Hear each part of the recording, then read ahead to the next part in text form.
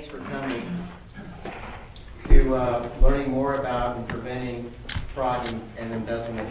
My name is Patrick McClanahan. Some of you might have known me or know me for the last 3 years. I've worked along with Matthew and helped sponsor his legal seminars, and there was a lot of interest in this topic, and so we've come up with a presentation for you.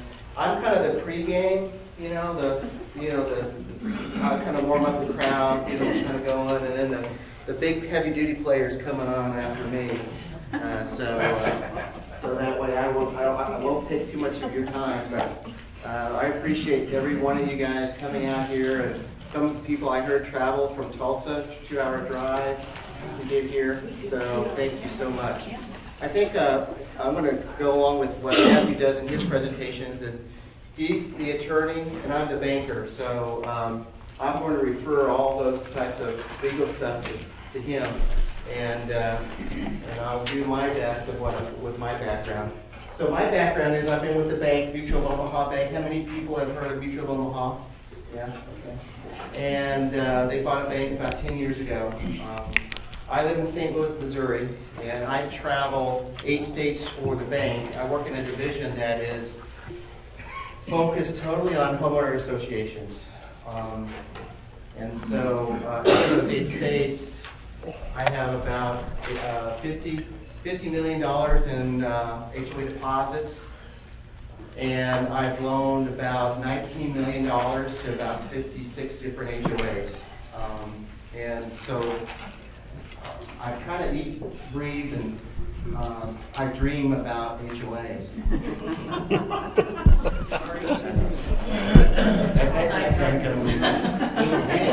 But anyway, I'm also a board member of CAI, Community Association Institute. It's a national institute. The chapter that I'm a board member of is in St. Louis. That covers Missouri and Kansas. I've got my accreditation for certified manager for community association, and I'm an educated business partner. I'm giving you all this just so you know a little bit of my background, and I've also been on a board, like you all, volunteer leaders. You guys are volunteer leaders. For 6 years at the HOA that I lived at, I managed about $300,000 annual budget. And so I did that for 6 years. So, I've been yelled at a few times. Please. So, I want you guys to answer or ask any questions if I bring something up. Raise your hand, just like in class, and then we'll do our best to answer those. So I'm going to kind of skip, since we have some of our slides are only pertinent if you could actually see them. So I think afterwards, if we have all your email addresses, we could probably send this out to you. I know Matthew can. Because I work for the big chief, there's a lot of branding issues that I've got to get approved. So mine might be a little bit delayed. So I guess when you think of the lifeblood of a homeowner association, what do you guys think of? What is that? And this is interactive, so I'm going to be throwing things at you. What's the lifeblood of an HOA? The money flowing in and out. Yeah, exactly. And the money is the revenue, and what's the revenue? Yes, there's difference between, I think, did you cover this? What's the difference between a dues and assessments? Dues are voluntary. Who said that? Where's that? I want to do it. Did you get a doodad? Who said that? No, I didn't. No, you didn't? If anybody has really good things, I'm going to give you a Post-it note or something. Normally I throw chocolate or something. Thank you. I did get You got it right. Yeah. Dues are typically something that's voluntary, and association assessments are really mandatory. So that's the lifeblood of an HOA. And tonight what we're going to do is attempt to educate you on how to prevent your HOA to going into a financial ER. emergency room. Okay, we don't want you to do that. So tonight, we're going to help you prevent that from happening the best that we can. So you what's, said, you yeah. said dues are voluntary? Well, It's, how do you- okay, how do you- so it's a word. It's a Okay, word? yeah, dues and assessments. So assessments, So, and I cover 8 states, so every state that, believe it or not, that I work in have different phrases or words for different things. But in majority of my states, assessments are mandatory. And when you say dues, like a club due, or, you know, like a country club due, or if you have, they're just, and maybe I'm, so monthly, we have monthly assessments. assessments. I would be in the practice of saying assessments, and maybe there's a legal aspect of those words that I'm not aware of, but, okay, there's no differentiation. Okay, so Okay. it's different in different states, okay? All right, but here in Oklahoma, based upon Matthew, they're okay, they're the same. Okay, so we're talking about white-collar crime. Can someone tell me the difference between fraud and embezzlement? Embezzlement is fraud, but a lot of other things can be fraud as well. Okay. Yeah, so fraud is typically deceit, trickery, intention, perversion of the truth in order to induce another party with something of value. The embezzlement side of it is you are entrusted with some assets or funds, and you use that for your own use. Okay? Is that clear?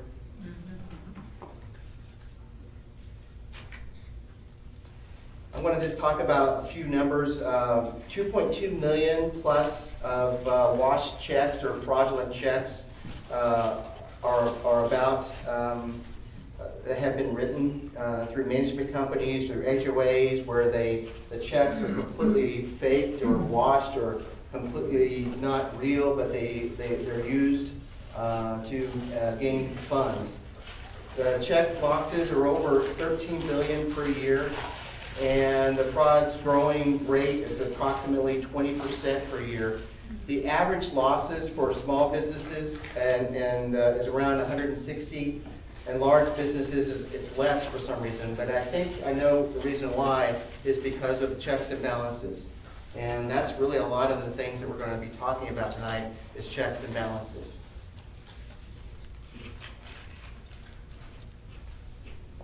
Who commits these types of crimes? All right, turn around. Anybody, right? People who need money. Yeah, that's right. It could be a married person, it could be a member of your church, it could be someone that has an arrest record or not, someone that has to be socially conforming, it could be a teenager, it could be someone over 60. It could be anybody, basically, right? Someone that you least expect. Right? What are the motivations of this embezzlement? Personal gain. Okay? Sometimes they need money And why do they need money? because they've spent it. Yeah, drugs. You Gambling. know? Gambling. Gambling, exactly. Medical bills, right? Just a challenge, it's a game. Right. Yeah, can I get caught or not? Right? Yeah, the power to get away with it. Exactly. Emotional crisis, and they even got listed here games that they might require some type of initiation to steal money. The elements of a fraud or embezzlement is the lie, the misrepresentation, of the concealment of important information.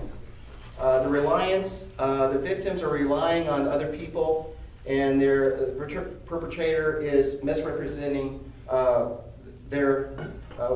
they say they're doing. And then, of course, the loss. And that's what we're trying to prevent today.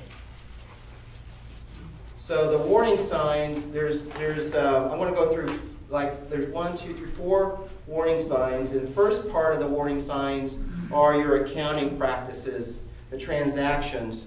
When you look at a transaction, is there large transactions? Is there unusual types of transactions? Can you explain those transactions? And are those transactions rounded? So if you start seeing rounded numbers, that's a warning sign. Is your budget fluctuating? Okay? Do you guys do annual reviews of your budget? Audits, yeah. Do you audit? Who doesn't audit? Okay. Why do you think you need to audit? Because Your brother.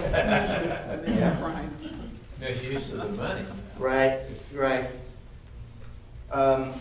Number of accounts. Is there accounts popping up left and right? The next warning sign from an employee's perspective is that person, and this could be an on-site manager, this could be a board member, this could be, a company employee. What about their lifestyle changes? Do you witness them maybe getting a big boat or a Tesla maybe, and their job doesn't, support that type of lifestyle? They work long and weird hours. That's an indication. They don't take any vacations. Do you know why that's a warning sign? They might get caught. They don't want to give up. That's true. Yes, exactly. So if someone is always working and there's no one that's gonna have to relieve them, right? That's a warning sign. So be aware of that. Another warning sign is a lack of monitoring or senior management supervising that. And then all of a sudden, you might see payments to friends and neighbors, things like that. I've got some really good example of that down the road here. Okay, statement and invoices. How many board members, I'm assuming everyone here is there any managers here? Association managers, are these all board volunteer leaders? I'm not on one. Are you a manager? We don't have an HOA yet, Oh, okay, you're getting one. eventually. Okay. The All right, well, good. developers will have Here's another book. What do you mean by manager? I'm not sure what that Oh, okay. President. Or No, person. some HOAs that are different sizes pay someone else to act as an agent for the board to pay the bills, to take receivables, to do the things that, okay, so you're volunteers, you guys have regular lives, you got full-time jobs. Are they expensive, these managers? Well, it depends on the geographic area, it doesn't, and then what type of HOA you have. Is it a condominium, is it townhouses, or townhomes, or villas, or is it single family? So there's different prices for the different, and it's all based upon common elements and what's required to oversee, okay? So, talk about statements. A warning sign is unauthorized purchases or unexplained payments. Missing bank card statements, a warning sign. Late fees, and then also on invoicing, you're getting late payment invoices. Those are warning signs. Missing or altered invoices. How do you guys handle your invoices right now? Anybody? It sounds like none of you guys have managers, so you all do it yourselves, right? Yeah. Okay. Mine is small enough that I just get the receipts, and my finance officer prefers that I just scan them and email them to him, so he just has electronic copies, and I keep the paper copies. Okay. Just show purchase and explain what the purchases are and everything. So the finance guy, I'm assuming, is a board member that's on like the trustee? He's a board member. Okay, like the treasurer? Yes, he is the treasurer. Okay. So what she just explained is some checks and balances. One person is receiving them, she's scanning them, and someone else is reviewing them.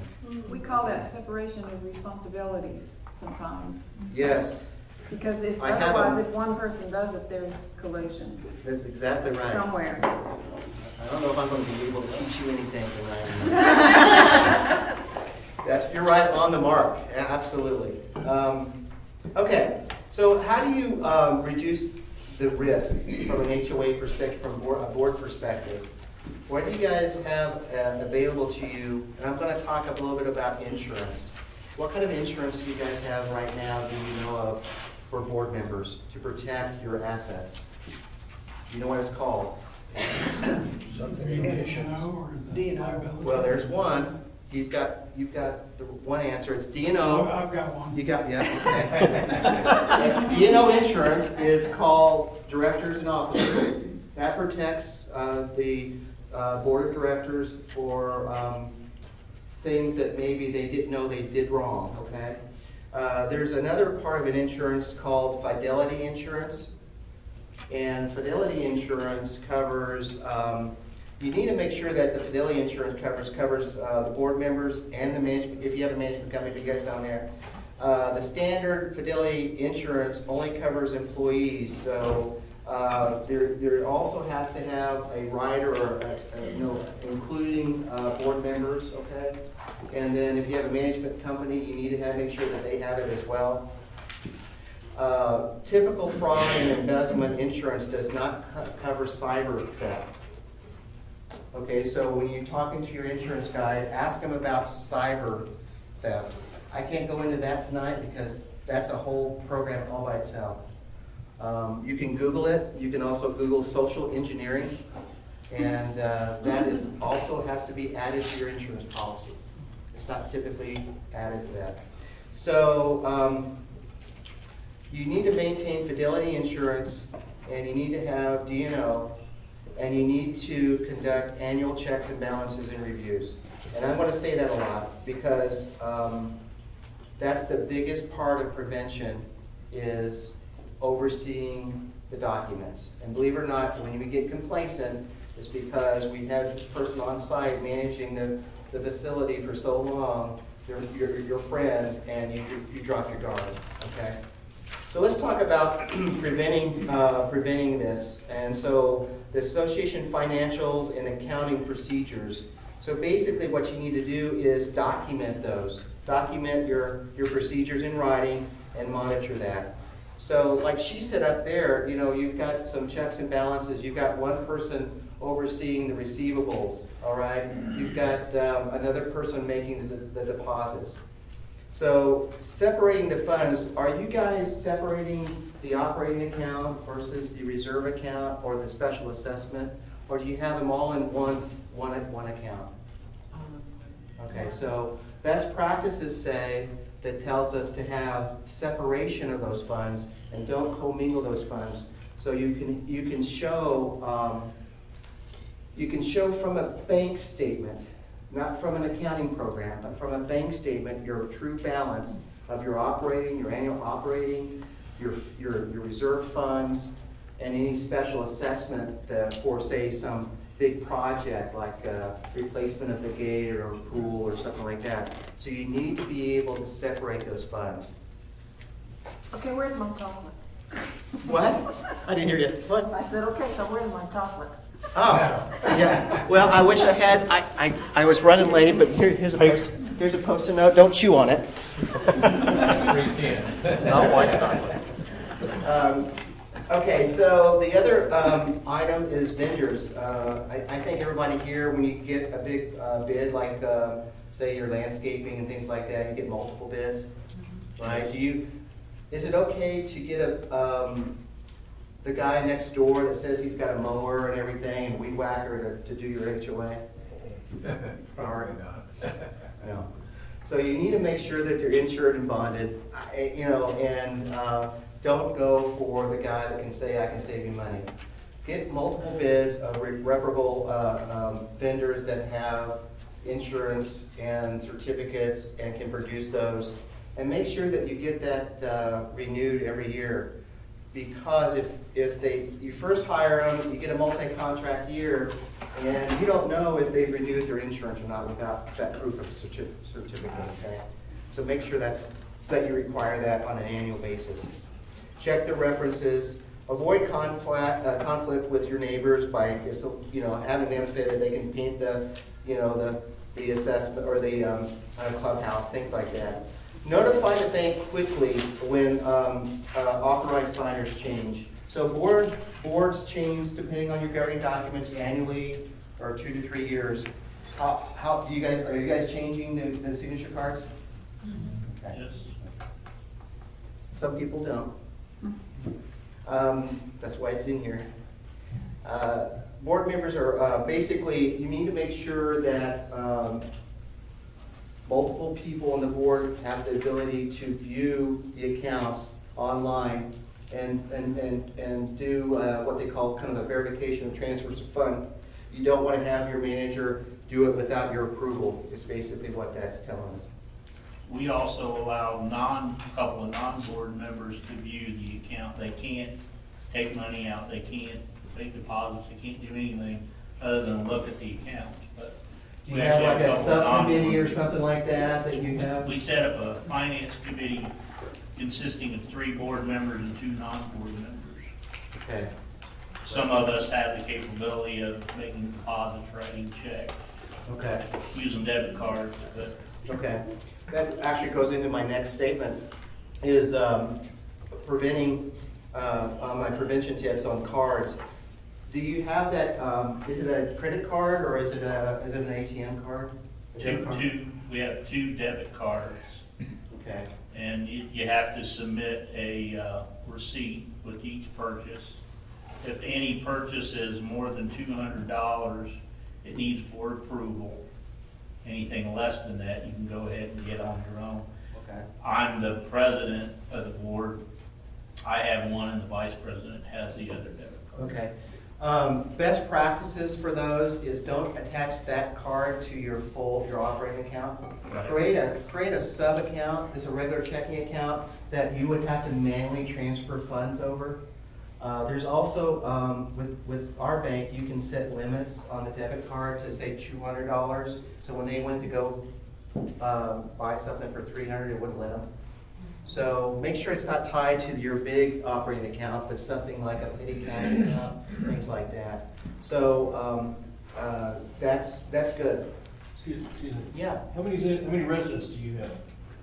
There are 458 houses and 92 duplex units, 550 total.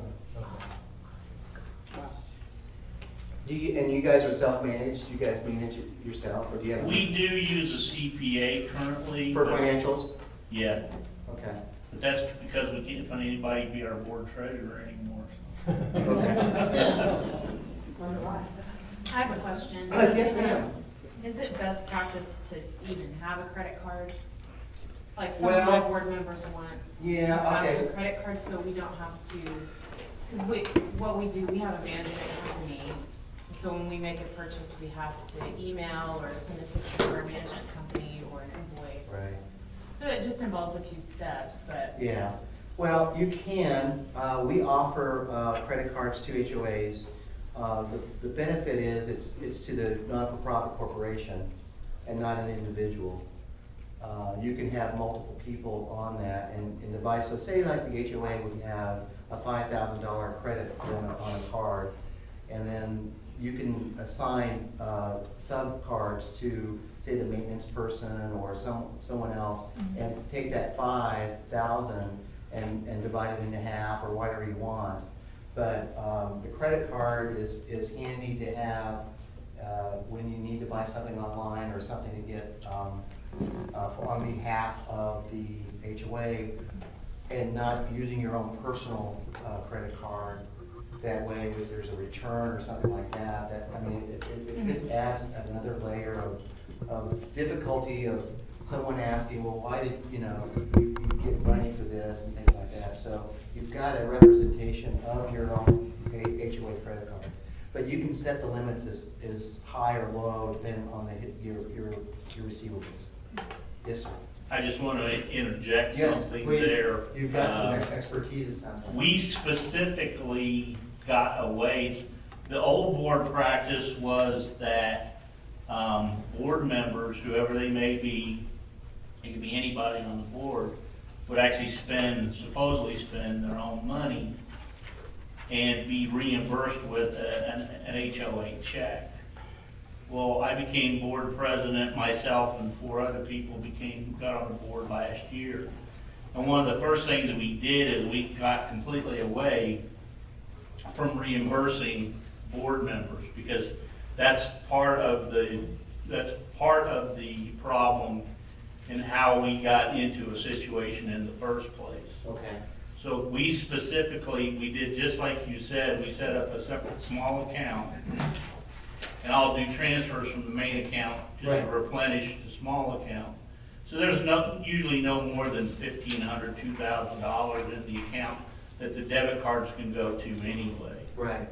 But we have a system of checks and balances in place to do that, but the fact that board members were being reimbursed in the first place is part of what got us in trouble. Yeah, and that's what this would prevent as well. But you'll have a record, a statement, and things like that, descriptions of the purchases, right? Yeah, Instead and I of just even that- I brought an example with me. I just had it with me. Yeah. I just thought of it. But we, not only do we hand out our monthly financials, but we actually hand out to those who do choose to show up to a board meeting. We hand out a list of, here's all the debit card charges, and here's all the checks that were written too, so they can clearly see what all the money's being spent on. So you have that printed out, ready for them in Yep. a report for the meeting. And so transparency is key, Yep. communication is key. So When what you happens? when you fail to communicate, people tend to be suspicious, and so showing there's nothing wrong doing it. In fact, that's a great that you're doing that. The general ledger, is something that, detailed account of all the checks being written on behalf of the HOA. That's something to be shared if you'd like to. Back in the back. So what happened? You said that they were being reimbursed. And they brought you a receipt and reimbursed them. What was the problem? What was, you said that, what got you in trouble? Part of the problem was the fact that people weren't apparently bringing receipts to the board. They were just saying, hey, I got, I spent this much money, write me a check to cover this.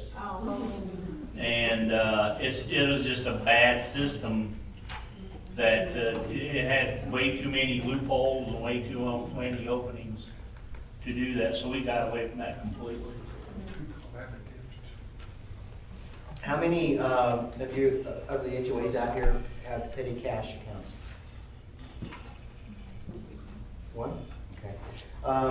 So how do you store that cash? I don't know, I'm not the treasurer. So Okay. I know, we're very small. We only have 43 units. Okay. So I'm not sure. Well, one of the things that I recommend all HOAs do is don't take cash. All right, do not take cash, don't accept cash, accept checks, credit cards. If you do have cash, then you need to have a safe.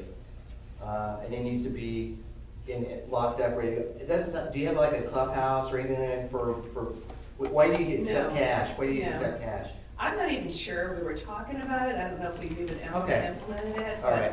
But we're still in the process, every time we have new members come in, because nobody wants to be on the board, but it's mandatory. We kind of start from zero again, so, Okay. so you're saying if you hold cash, it has to be separate?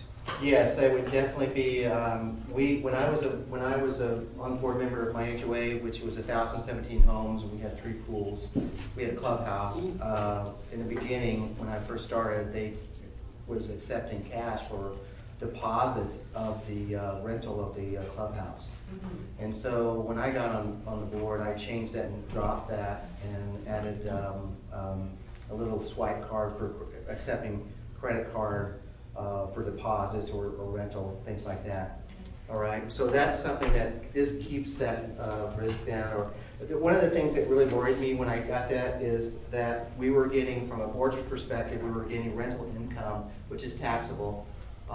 And we were getting that, but there wasn't any checks or balances to really verify how many people were renting clubhouse. So there was a red flag for me to say that they could say, well, we only had 5, and they were accepting cash. And how can I prove that? Yeah. Yeah. So we changed it to where they had, and not to say that they were doing that, but it was a red flag. So we changed that about 5 years ago. Okay, so I guess the other thing, it's not really related to, it's in here, but do you guys have a investment policy? For your reserves, do you have a policy to invest your reserves? Okay, so I recommend creating one. I've got an example of one. If you guys want to email me a request, I'll be happy to send it to you. When you're dealing with other people's money, which you are, every one of you are, the most important thing is security, and it's not interest. So I have ran into I'm not going to name names, but I ran into an HOA that lost $20,000 in an investment that wasn't insured. And then they had to show that at the annual meeting. And they didn't win election next year. Yeah, and they had to adjourn the meeting early. So you don't want to be in that situation, right? So the FDIC insurance, it covers up to $250, right? So there's also mechanisms that help protect over that we have as well. So HOA banks have the ability to broker that out. But make sure that your interest is not the most important thing. Security is. So you don't ever want to lose principal with your reserve fund. Does that surprise you that someone actually did that? Yeah. Yeah. I can believe it. Do you guys currently back up your accounting software that you have for keeping track of your receivables and payables? Are you guys, I'm sure, probably using QuickBooks or something like that? Are you backing up that data daily? And are you storing it next to the computer, or are you taking that storage device and putting it someplace else? All right, back it up daily, unplug it, and take it someplace else. Put it in a fire safe, take it away. Don't leave it in the same building that your accounting software that you've kept years and years worth of information about the HOA's financials in the same location. Water damage, fire, lightning, anything could happen that you need to separate those two items. Do you guys also use your computer that you're doing the accounting with, and also serve the internet? Is there do you have a dedicated? Okay, you separate it or? No, you said you guys, but our situations vary so much. Yeah. Our total budget is like $7,000 a year. Okay. Some people, that's, a monthly dues or something. Right. So, our accounting system is a checkbook, a file folder for invoices. Right. That's it. Yeah, and that there's no need for a computer on that case, right? Not unless somebody's Maybe a spreadsheet. anal. Yeah, a spreadsheet or something. We're not talking about spreadsheets. I didn't mean, I try to include everybody, and a old school pencil and paper, pen is, I understand. Everybody's different. If you're keeping track of that on a paper, make sure you share that with another board member. So you have 2 copies. Make copies of it in case a disaster happens. It's not like you guys have tornadoes around here.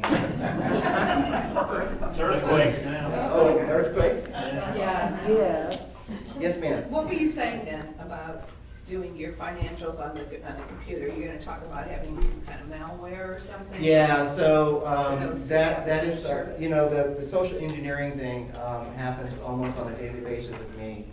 My name is on the website. They have these things that robots and these bots that skim all these websites. And so my name is Patrick McClanahan, treasurer of CA board, and they scan, her name's Tammy Sprinkle. So Tammy, I get an email that says, Patrick, please transfer these funds immediately, da-da-da-da-da, you know, that's social engineering, that happens almost all the time. But the other thing is when you're going to, you're surfing the net and you accidentally hit something that downloads some type of threat, I tell, the larger HOAs that have their own computer that, don't do that. You want to have their own, separate that. But if you're doing accounting, it should only be with, That equipment. yeah, that equipment. And then when you leave the building or you're not doing it, power it down. Because the guys from Russia can't get into it if it's turned off.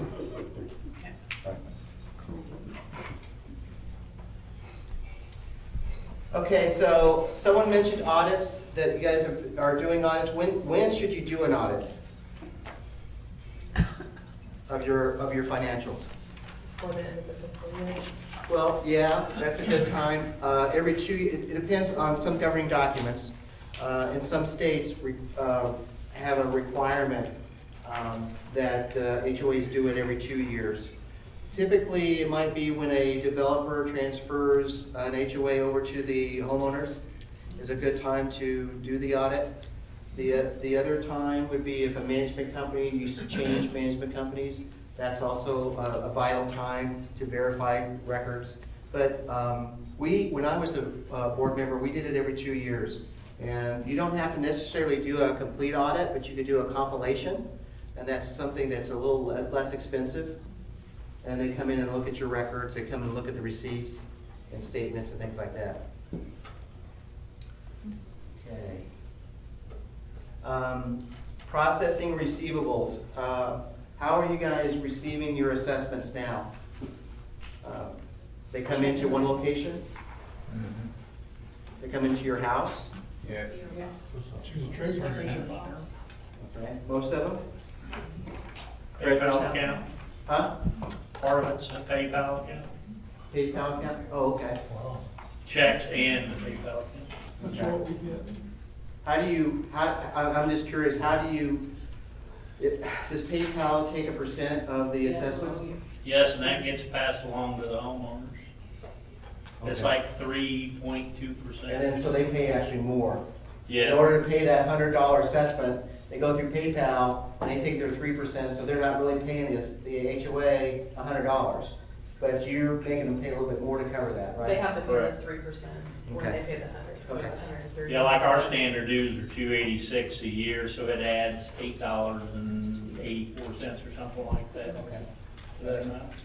Make sure that when you make your deposits, that you're depositing on a daily basis and not letting those checks sit on your desk or on someone's desk for days.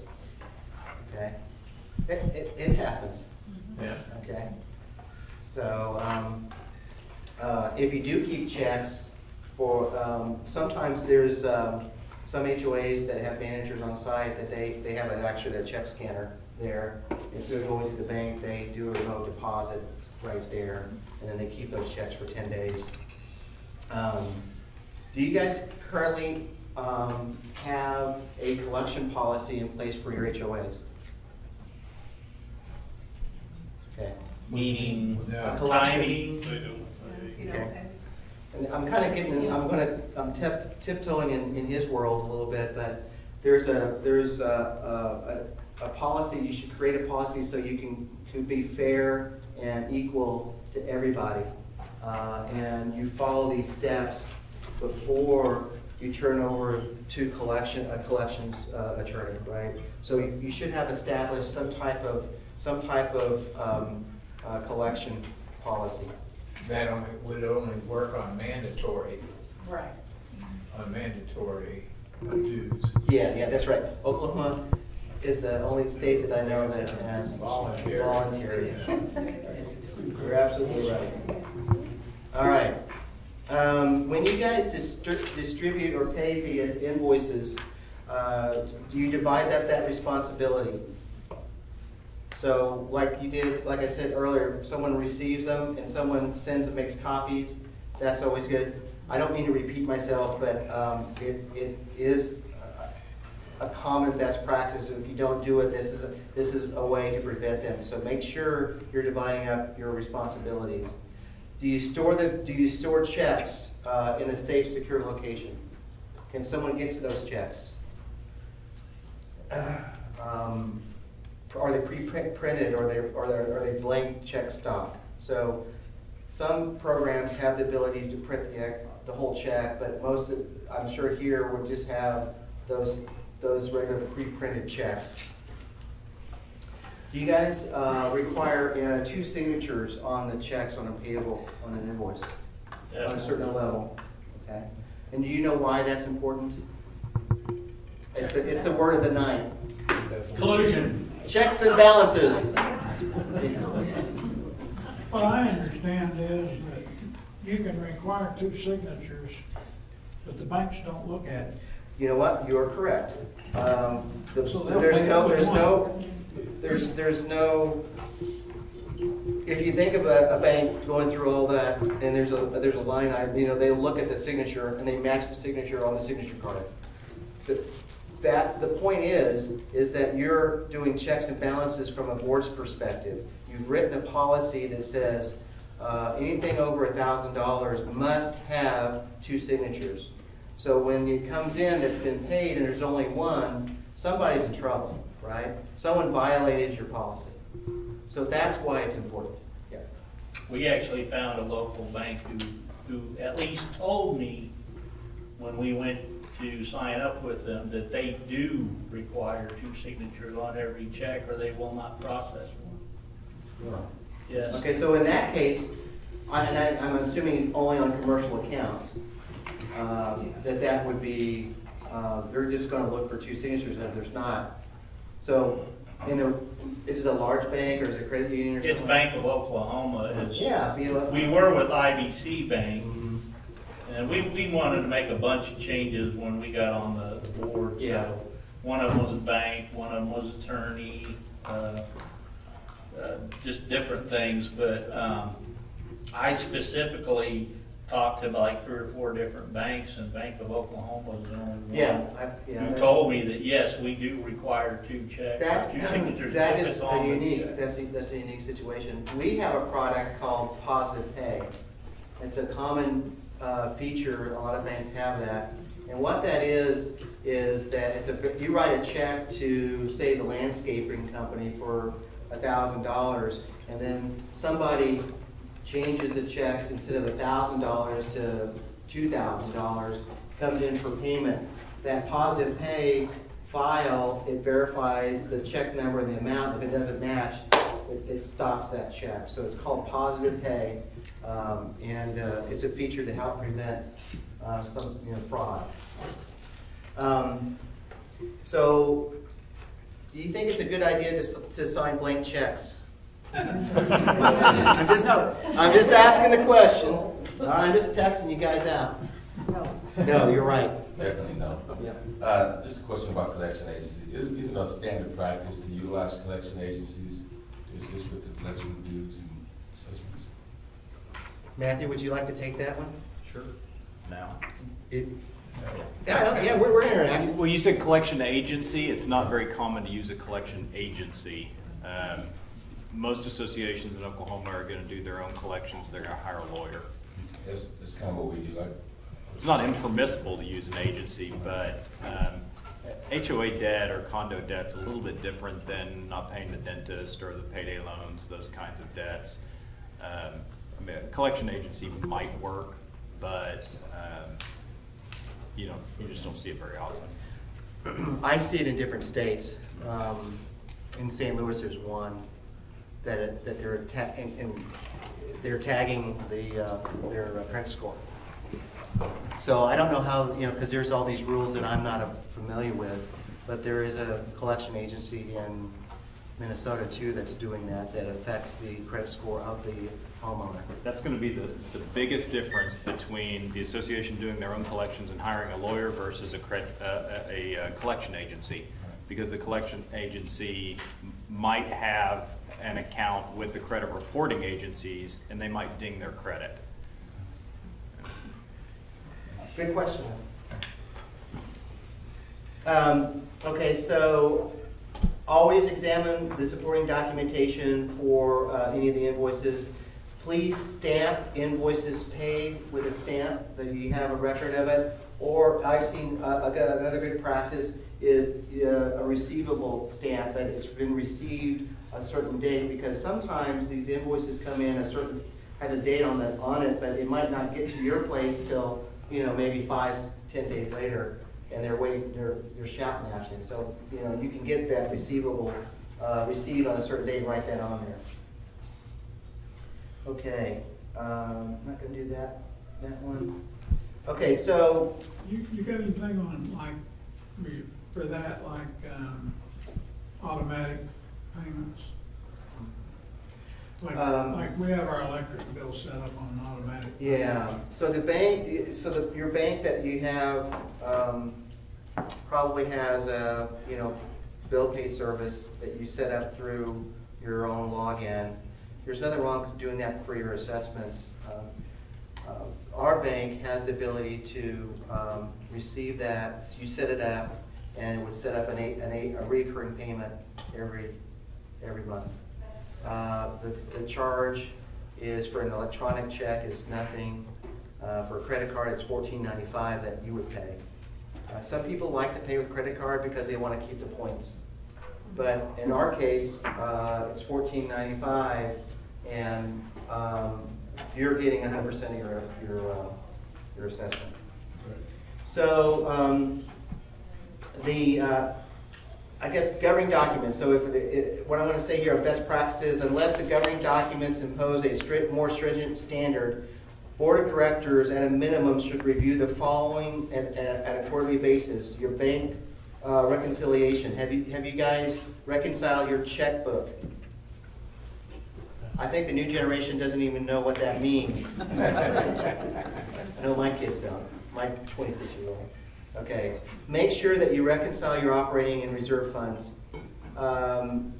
Current year actual reserve revenues and expense are compared. So as you go on a quarterly basis, you need to review your income, expense financials to the budget, and are they on track?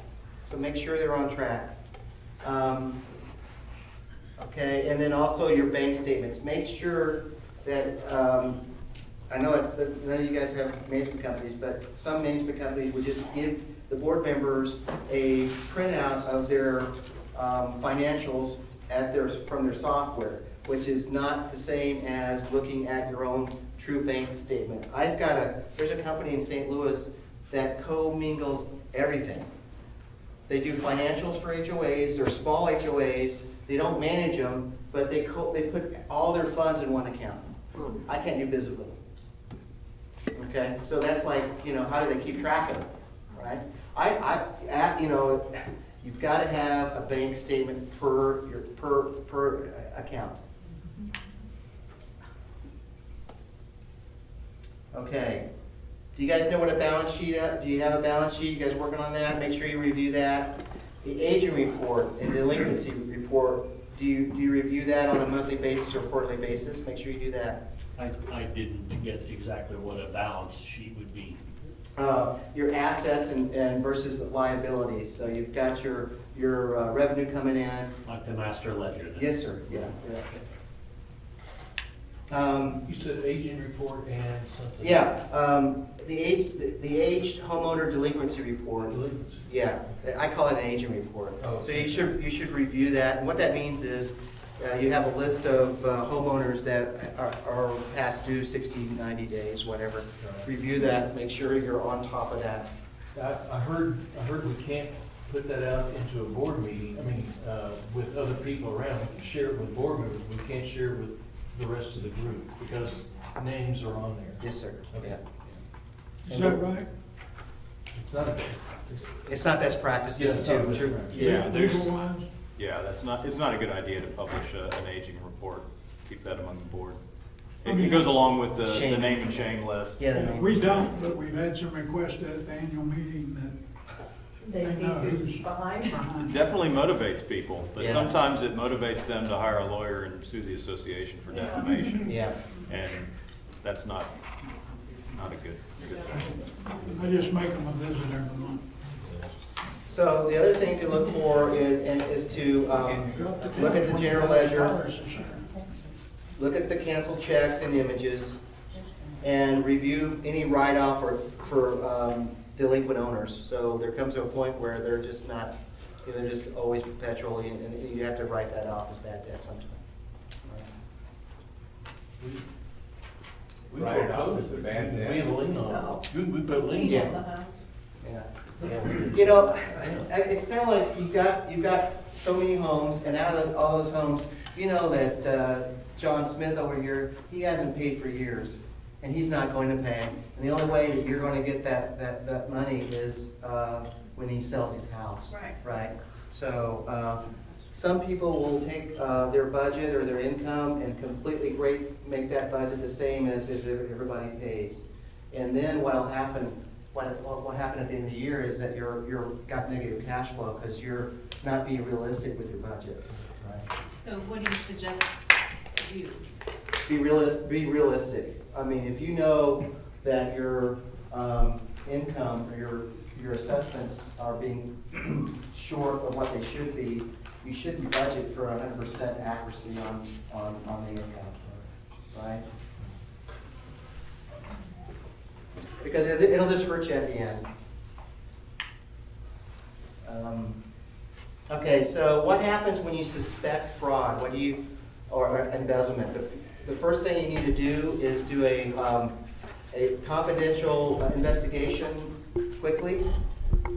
You suspect something's happened. You want to contact Matthew as soon as possible.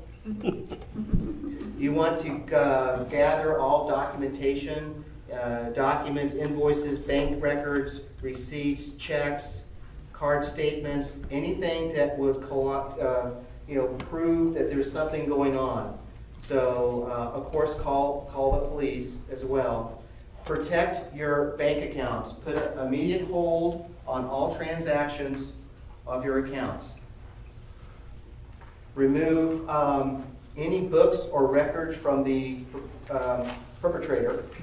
Of course, remove him from any type of control, and notify your insurance agent. Keep saying him. Her. What? I know. I'm sorry.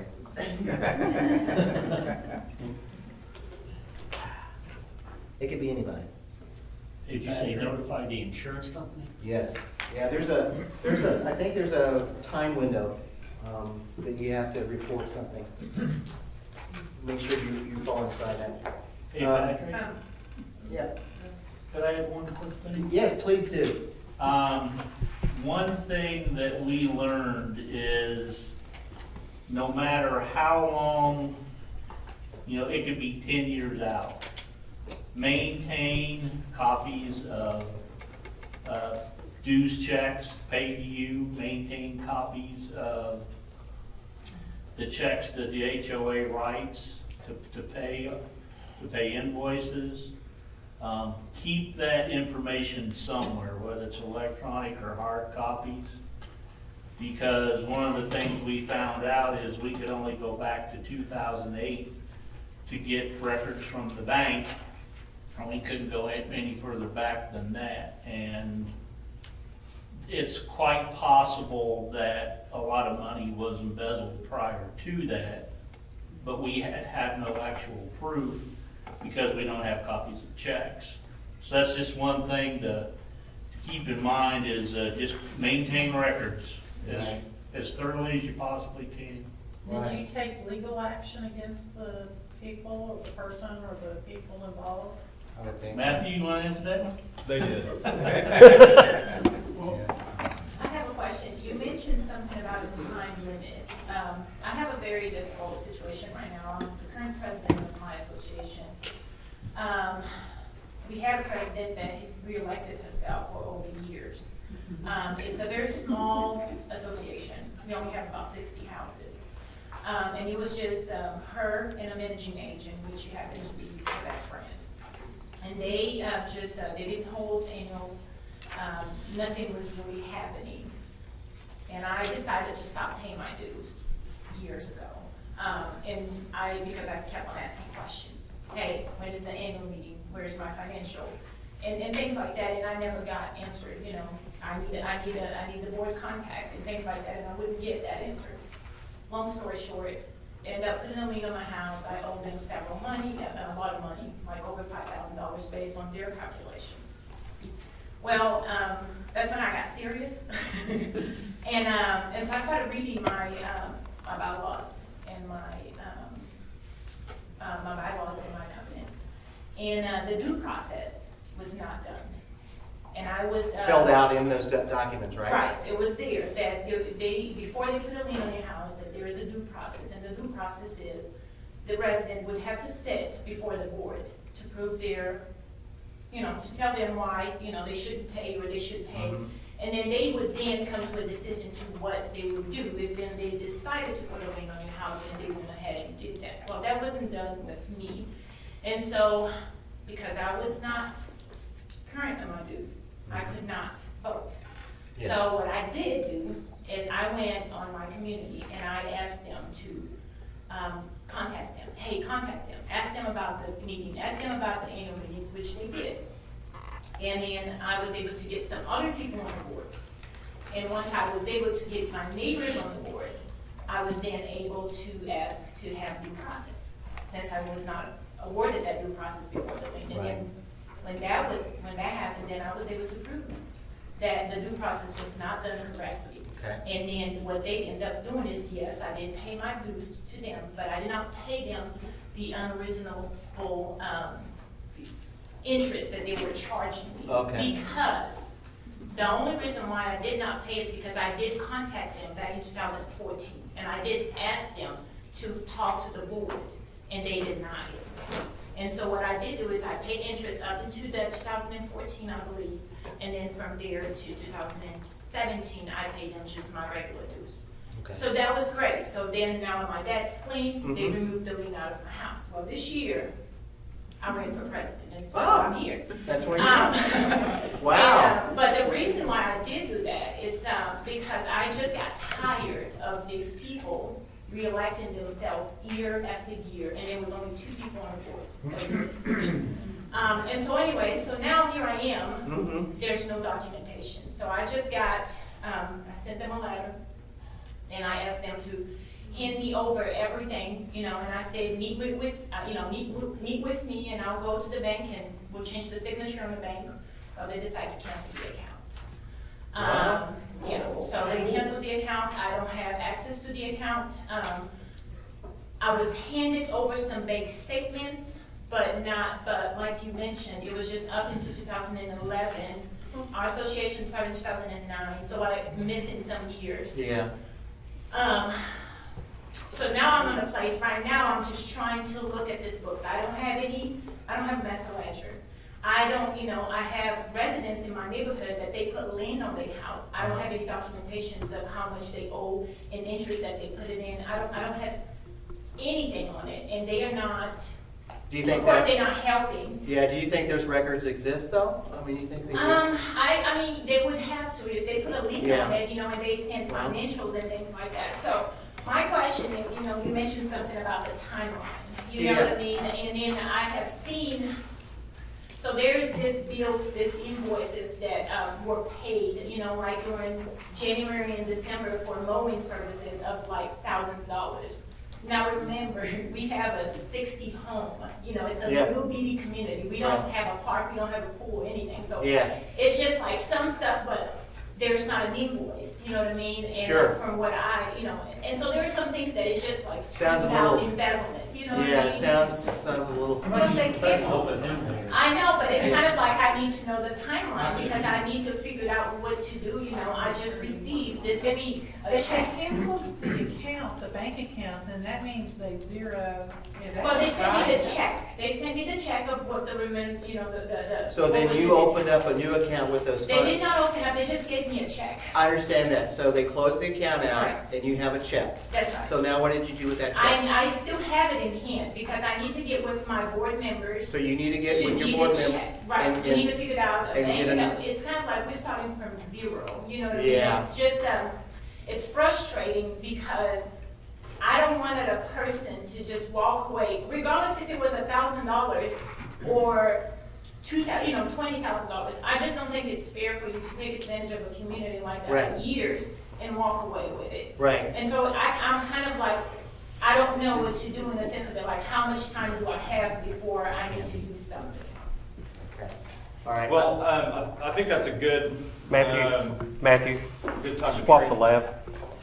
Oh, okay. Thank you. That's a good point. We're gonna transition over to the heavy hitter now. You're just gonna give me your jacket. I have a jacket in the truck, but it was too hot. Are there any statements? There are, they did give me some statements, absolutely, they did. Thank But you. just like I said, just up to 2011, and then there are, like, I don't have checks of members that paid, like, I just have like deposits. I think later in my slides, I'll get to some of the questions that you have, and I think that question is, okay, so what do you do at this point? You find yourself here, now what? And we'll cover that. I'm kind of happy that this didn't work, because I looked at Patrick's slides and his were much better than mine. So it's not all bad that we don't have our projector. My name's Matthew Winton, I'm a lawyer, and thanks for taking time out to be here tonight. This is a very important topic, and this is the first time we've done this topic. Maybe we'll make this an annual deal, we'll see. I'll try not to slip into the Socratic method. I taught business law in this room for several years, so I'm used to helping people in the audience with questions, but I'll receive your questions. I know where you're coming from in that I serve as the president of a condominium association. It's a 10-unit association. It's a commercial condo, so it's not where I live, but it is where I work. And as with your association, no one wants to serve on the board. And I think me and my two other board members, I moved in 2005, and I think I've been on the board ever since. And so the issues that we're talking about, the things that you have to watch out for, the basic business practices, the collections, it's not just my profession, it's also part of my person. So that's, I know where you're coming from. Is there anything wrong with having term limits on the board members? The term limits, the only thing wrong with term limits is No one wants to. no one wants to serve. I mean, we have 10 units in our office complex, and we have 3 people show up to our board meeting. We have 3 people show up to our annual meeting. Now, we have quarterly board meetings, and I know you said at least quarterly. For your neighborhood association, I'm going to suggest that the board meets monthly, and we'll talk a little bit about what should happen at those monthly board meetings. For us, it's quarterly, but every month I scrutinize the documents that the manager sends over, because that's where you catch them. And we'll talk about that in a second. I want to go through some basic terminology first. And some of this is repetitive, but with a topic like this, that's not a bad thing, all right? And so the words that I want to go through and define and talk about is fiduciary duty. We'll talk about reimbursement, corporate formality and practice, embezzlement, and then fraud. And so I want to start with fiduciary duty because as a board member, as a hired third-party manager, whether it's a professional management company or whether it's an individual bookkeeper or person that you hire, when you take other people's money, when you're entrusted with their personal property, whether it's physical or intangible, and there's that relationship that's created of faith and trust, sometimes in some settings you become what's called a fiduciary. And there's certain rules, certain responsibilities that come along with being a fiduciary. There's a duty of loyalty, a duty of care, a duty against self-dealing. There's one that goes with confidences. And what the law tries to do with these is essentially set up in black and white what we normally do in our relationships. We all know you shouldn't tell a secret if someone tells you to keep it in confidence. People do, but we expect, if I tell you a secret, that they don't repeat it, okay? Particularly if we say don't repeat it.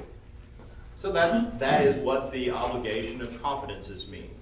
So if we're meeting as a board and the board says we need to have a conversation about who we're going to collect against, and one of the people we're going to collect against for HOA, delinquent HOA dues is one of my best friends, I have a choice to make. I can either continue to be a board member and maintain my obligation of confidence, or I can violate that obligation and I go tell my buddy, hey, you better get this paid before you get sued. Or worse, that's not that bad, it's still a violation. What's really bad is when I, as your association or as an association attorney, meets with the board, we have a meeting that's protected by attorney-client privilege, and one of the board members asks a very good question: how much is this lawsuit going to cost us? They ask another question: okay, what's the worst fact about this? What should we be concerned about? And we have an open and frank conversation, because that's the purpose of attorney-client privilege, is so that we can hash all of that out. And the board can have all the information in order to make a good strategy. And one of the board members hears something, aha, I know what the weakness is. And they go to the other side and tell their buddy, who happens to be the defendant. That is wrong. It's wrong from a relationship standpoint, and it's wrong as a board member. The right response at that point is they have to resign. If they cannot maintain that obligation, if they feel like I can't move forward as a board member, they have to resign. They're still obligated to maintain that confidence, but they've demonstrated they can't serve as a board member. So that's the confidences. Loyalty, against self-dealing, duty of care, those are all fairly self-explanatory. As board members, as entrusted people with our money, then we expect them to behave properly and not make decisions that benefits just them. They need to benefit us as a whole. We expect a minimum level of care, meaning you show up to meetings, you do the basic requirements of your job. Those are fiduciary duties, okay? So let's talk about reimbursements. There was a little discussion about that. I'm not that down on reimbursements, because just the way associations do business, sometimes it's necessary, but there is a right and a wrong way to do it. The right way to reimburse a board member is to have the discussion and prepare for the reimbursement. Very rarely is there such an emergency that I have to pull out my wallet as a board member, make a payment, and then go back to the board and say, hey guys, this came up, can I get reimbursed? We can do that, but most reimbursements we know ahead of time. And so the ideal way to do it is, hey folks, we see this reimbursement coming up, and this is in a board meeting setting. Have this reimbursement that is coming up, does the board approve it? I, as a board member on that board, I can engage in the conversation, I can count for quorum purposes, but I have an interest in that transaction. And so I don't participate in the vote, right? So the board votes, yeah, go for it. And for whatever reason we know ahead of time and can't get an association check, that's a proper reimbursement. Okay? But in the overwhelming percentage, we need an invoice, and the board reviews that invoice, and then we pay off that invoice. Reimbursement should be a rarity, not just a course of doing business, right? And I think it was already mentioned, reimbursements is one of those areas where it's easy to cheat, it's easy to steal. corporate formalities and practices, and I'm going to breeze through this because we're going to revisit it, and I'm going to echo what Patrick said. The very best way to limit or minimize embezzlement, fraud, theft is by having checks and balances, by having basic corporate formalities in place where it makes it difficult to get away with it. Some of these are, as easy as you lock your truck or car and don't leave your purse sitting on the, or wallet sitting on the front seat so that somebody walking by, oh, this is easy. Others are protecting against a little more sophistication. Okay, so for example, in my mind, the very best, if you want the one thing I'm going to listen to tonight, because I've tuned everything else out, if I'm going to write one thing down, this is it. It is have a monthly board meeting, and at that board meeting, you're going to look at reconciled bank statements. Because what that means is you've got an accounting software or accounting program, QuickBooks, Excel, makes absolutely no difference. Old-timey handwritten ledger sheets, it makes no difference. But you've got some kind of accounting system. And then you've also got your actual bank. So we've got a third party sending us information about our financial account.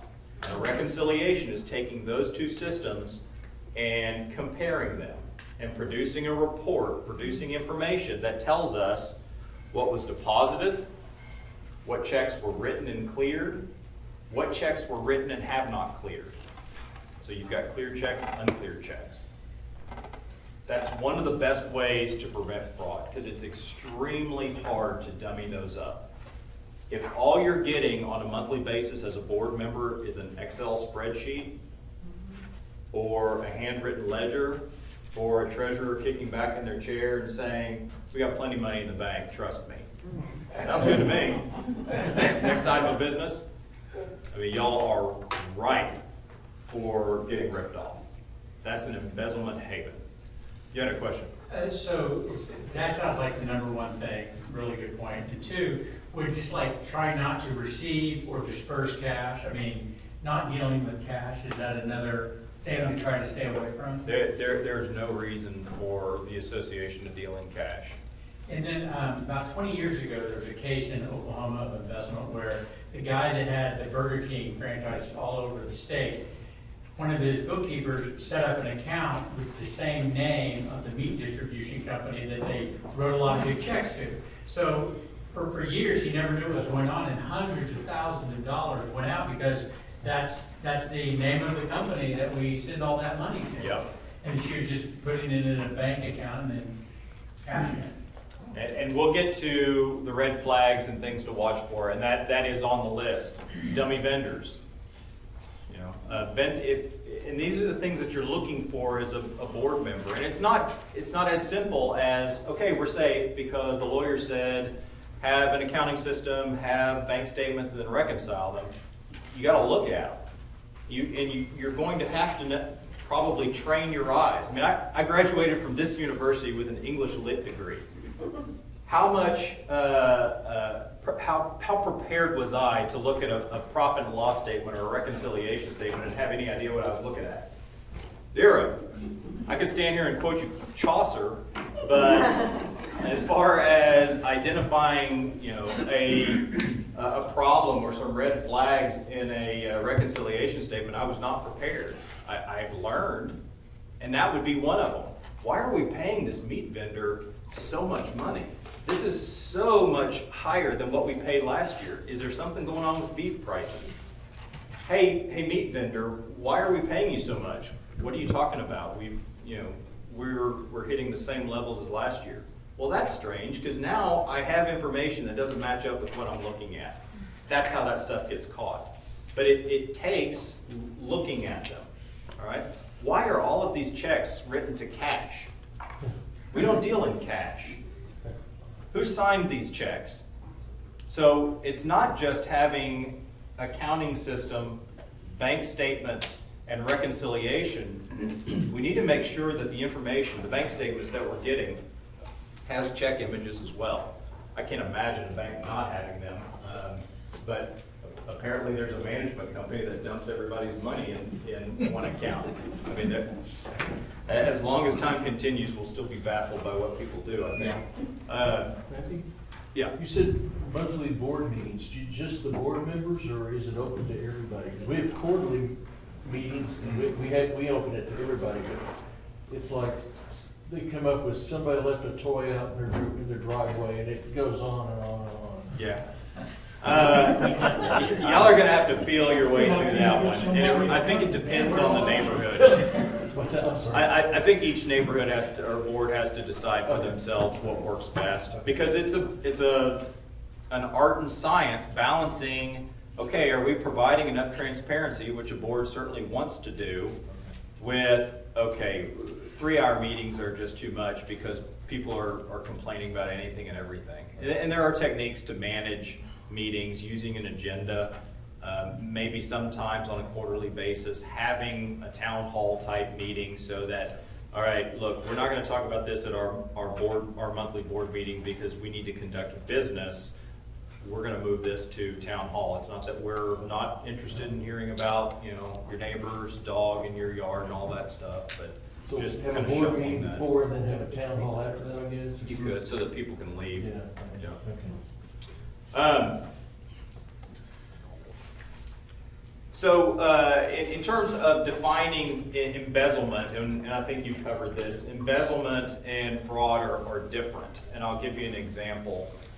Or embezzlement and theft can be different. So if you have, the necessary element of embezzlement is entrustment, right? If you haven't been entrusted with a position or with property, then you can't embezzle, you can just steal. So if our HOA treasurer takes money, appropriates money for their own use, that's embezzlement. But if you have an individual HOA member, just Joe or Jane off the street, that sees the checkbook laying on the clubhouse desk, steals a check, that's just plain theft, all right? And it's important, you may think, well, who cares, the money's gone. Well, the way you address those are a little bit different. The strong arm, the out-and-out theft, you protect against that by certain mechanical means. You don't leave your checkbook laying out. You don't give people access. You know, as a board, what check numbers are in sequence. You look at the uncleared checks, and if you're starting to see, say you're in the thousands in your check numbers, and there's a 3,000 check come through, that needs to spark a question. Okay, why do we have such an out-of-number check? Well, maybe it's because someone stole one off the bottom of the pile and wrote it. You need to look at that vendor and see, okay, who is the payee on this, and is that an appropriate charge? That should spark a question. So, and then fraud is some kind of manipulation or misappropriation by deception. And so fraud could be a subcategory of embezzlement. You mentioned washing checks. Y'all are familiar with that term, washing check. It would be, okay, I as a treasurer issue a check to someone, a vendor, or a reimbursement check, and then that check physically gets manipulated to change it, right? So if you write a check to OGE and hand it to me to pay the utility bill, and I have an account that's titled OGER, and I write an R on there, and I deposit it in that account, that would be fraud, okay? And I don't know if it astounds you or not, but that is one of the ways people steal money. All right, so let's talk about some case studies. I've got 3 of them, and then we'll go into, okay, some of the red flags and procedures that we can follow. And 2, just like in Patrick's, if y'all have a question, just fire it at me.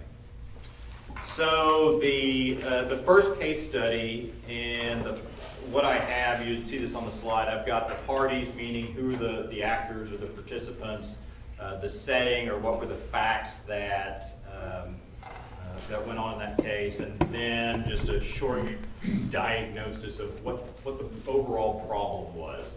What were the circumstances that allowed this to happen? So the first one is we have a mandatory homeowner association, and it's a third-party manager, meaning we have a professional manager. And this could be a CPA, it could be an attorney, it could be someone that lives in the neighborhood, but it's someone who is not a member of the association. They're not a board member, they're not an officer. That's what I mean by a third-party manager. All right. So this was an instance where the association, somewhat older community, the manager had been their manager for a number of years and managed a couple of other properties, a couple of other associations, was fairly well-known realtor in the area. And so this association had a huge hailstorm claim. And they hired the manager to basically act as general contractor for this hail damage claim. And so they paid her on top of her, they were paying her about $1,500 a month to manage, which is a lot, by the way. And then on top of that, they were paying her a percentage of the claim. So she was handling all of the checks to vendors and handling the checks to pay herself. All right? By the time someone looked at something, and I don't remember what it was that sparked the, hey, wait a second, I think something weird's going on here. She had embezzled about $215,000. A lot of money. And so what was the problem in that case? Well, there were a couple of them. And in every single one of these cases, the overarching problem is we have a board who either is asleep at the wheel, doesn't understand what they're looking at, or doesn't want to acknowledge that they have a problem. Okay? I have not found a case where, never mind, I'm going to skip that. So what happened in this case? In this case, luckily, when she was caught, there were sufficient funds to repay a lot of it. And that is a rarity. Very rarely do these people still have the money. And that's where we get into talking about fiduciary bonds or fidelity bonds or employee theft insurance.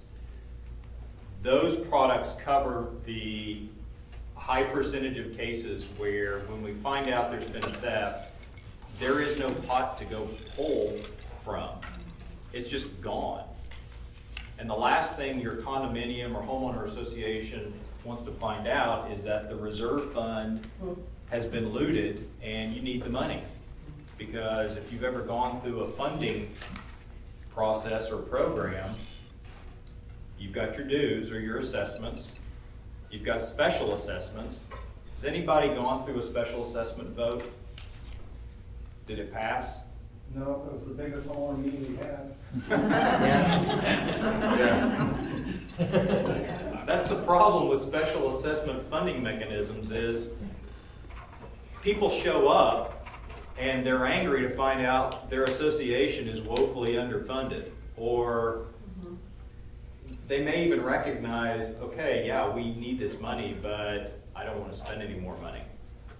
And so I probably use this analogy too often, but it's such a good one, and it's the picture where the stork or the pelican has swallowed the frog, and the frog has his hands outside of the stork's mouth around the stork's throat. And so it illustrates this, okay, you're both going to die here, and the stork can't swallow the frog and all of that. That's what I think of when it comes to okay, we need to raise a lot of money fast because we have this bad thing. Well, the members, when they find out about it, the last thing they want to do is throw more money at the board, particularly if we're dealing with a theft or an embezzlement. And so protecting that is a good idea, and one of the ways to do that is have your insurance company or have a bond in place that will at least give you some operating funds or replenish those monies that were stolen. In that case number 1, a police report was not made. She was not prosecuted. And I know that rubs some of you the wrong way. And I know we can have a vigorous debate and you may disagree with the opinion, but in some cases, getting the money is more important than getting them behind bars. In some cases, it doesn't matter how much you try to get the money, they don't have it, and you need to seek other mechanisms. And prosecution could be one of those, because something that can be ordered is called restitution, which the courts require them to pay into the fund. Yes, sir? Protected bond versus insurance? In my mind, it's basically the same mechanism. They're not the same product, but the function is the same. If there's a covered event, it pays the money. Yes, If you're ma'am. a volunteer neighborhood association, do I require the insurance to protect the board, even though we're taking in, our dues are $25 a year, and the people, they don't have to pay it. So is it necessary to get an insurance policy every year just to cover us for, like this gentleman said, our annual income so far has only been it's only been $2,000. But we are doing checks and balances and spreadsheets of what we spent it on, and they see what we're spending it on and things like that. But is it necessary to have insurance in that case? I'll answer that personally, and because you're using the word necessary, and it is necessary for there to be insurance in place for me to serve on a nonprofit board. I absolutely will not serve on a board if there's not insurance. And it doesn't matter if people are paying $25 in or $2,500 or whatever. It's because if there's not insurance in place, or if there's not an other funding mechanism, I'm not so concerned that someone is going to take a judgment against me. I'm concerned that I'm going to have to pay a lawyer their hourly rate in court in order to get me out of that lawsuit, if I get named personally. For me, that is the big deal of having insurance. Okay. Now, does it make sense for a voluntary association with $25 annual dues that not everybody pays to get a $1,500 insurance policy? What's y'all's annual budget? Well, that's just it. We're, it's just hitting at the 2,000 mark, so. You have an association for the purpose of carrying insurance. Yeah. You know what? And so, unfortunately, if I lived in that neighborhood, I might contribute the $25 and I might be a voluntary member, but I would never serve on the board. And that's something that y'all would have to look at. Do you want to increase your dues to cover the budget that you want? And a budget is simply the wish list. What goods and services do we want to provide to our membership? And do we have enough people that want to pay for it? Mm-hmm. So it's something that y'all have to figure out. There's not a silver bullet answer to that. Okay, my other question on that you mentioned about paying a lawyer. Are there any legal agencies out there that would do pro bono work for small associations or anything? If you could Shanghai some lawyer that lives in your neighborhood, that's probably your best bet. I'm not aware of Okay. like a nonprofit or something like that where they'll do pro bono work for community associations. Patrick, Do you know of one? yes, sir. Well, where do you find this insurance? Is it State Farm Insurance or? State Farm is a company that provides, Is there? Philadelphia is one. There's a number of insurance companies, brokers around that could place a policy. And so would it be a blanket policy for board members or for each individual board member? Well, in a community association context, when you say blanket, I immediately think of a condominium policy that covers the building and the unit to a certain extent. So not a blanket policy, but what you're looking for is a directors and officers. What we're talking about here is a directors and officers policy that covers board members, officers, committee members, and volunteers. Yeah, it's not an individual policy. Yeah, it's not individually named. No, it's by position, it's not by person. Okay, thank you. Are you incorporated? No. You don't have one for the president and one for the treasurer and one for the secretary. It's just a all-inclusive, everybody on the board. I guess we'll have to look into that. Yeah, and if you're not incorporated, you should incorporate before you spend money on insurance. Right. I'm pretty sure you probably are incorporated. I bet you are. That you can call and I can talk to you about that at the office. Okay. Everybody your association needs to be incorporated. Yes, sir. Are homeowner associations profit or non-profit? Not Well, it depends on how you're defining that. Most community associations, their corporate entity is a nonprofit, non-stock corporation. And that's created by filing something with the Oklahoma Secretary of State. Many associations make money each year. That doesn't make them for profit. They don't have a profit motive. But sometimes you'll read on the internet that, well, our association has to have a zero balance at the end of the year. That's absolutely false. Yeah. And hopelessly stupid if you have a lot of common area that you need to protect by saving and having a reserve fund. So, Can I ask another question? Sure. What would be the reason for an individual in a homeowners association to sue an officer of the homeowners association? you're asking a lawyer I can't think of a. I don't think that whiteboard is big enough for.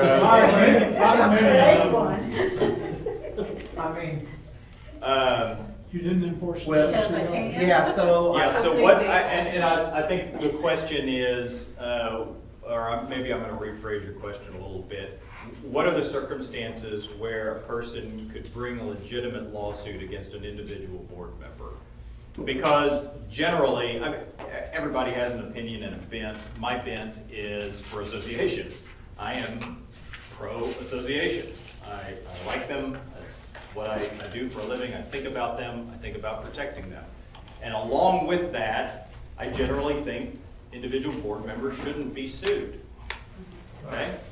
And the law reflects that. There are things that you can do as a board to protect yourself by to not get sued. And that's filing an annual income tax return. Okay? Having insurance, which provides you defense. And not doing the things that we're talking about tonight that are embezzlement, fraud, or theft. And so the number one reason an individual board member should be sued is if they're self-dealing, if they're violating their duty of care or loyalty, if they have misappropriated personal property, if they're misusing association money or property, if they are the treasurer, or excuse me, treasurer, and they are voted out of office because someone suspects them of doing something wrong and they won't hand over the bank account, they need to be sued. That happens sometimes. If the secretary decides, well, if you don't want to pay me anymore, then fine, I'm going to keep all of my books and records. Well, sir, they're not your books and records, they're the association's. Those are instances where an individual board member needs to be sued. But hopefully, we don't have to reach that point. We can convince them, look, you're acting outside of how a board member or an officer behaves in this situation, and hopefully we can stop it before it gets to the courts. But those are instances where an individual should be sued. Yeah, and I can understand all those. I was just thinking of some extreme situations to where there was a disgruntled resident and I mean, we've got good records and. Well, people and will there's no threaten manipulation. lawsuits. Yeah. My lawyer is gonna, pin your ears back, and all of that tough talk and all of that stuff. And I know it's easy for me to say this, but until you're actually served, all of that's just talk. And as we, hopefully you don't personally know, but as we all should know, our system is oriented for access to the courts. And that's one of the things that is built into our legal system is, okay, you're going to get your fair day in court. That's why the right to a jury trial is enshrined in the Constitution. So what that means is you guys could sue me tomorrow because you didn't like the presentation. You felt like you got gypped. You could file that lawsuit. It's just not going to go anywhere. I'm going to be a little hacked off that you did that. Well, yeah, could they say, well. But that's where you the didn't insurance establish the kind of rule that. No, so let Jones me did talk keep about his dog out of my So yard. let's talk about the lawsuit that you're talking about real quickly. I don't like the decision you're making as a board member. You're treating me unfairly or differently in that I got a different result on the question. Why did you give them a deal on their collections case, but you didn't give me one? Those are typically when people start, making threats against board members. Those aren't individual board member lawsuits. Disgruntled members don't generally have the right to sue the association's lawyer, the board members, the accountant. Have you ever been sued by an association for? I haven't either. So you hear that a lot, but I don't consider those legitimate lawsuits.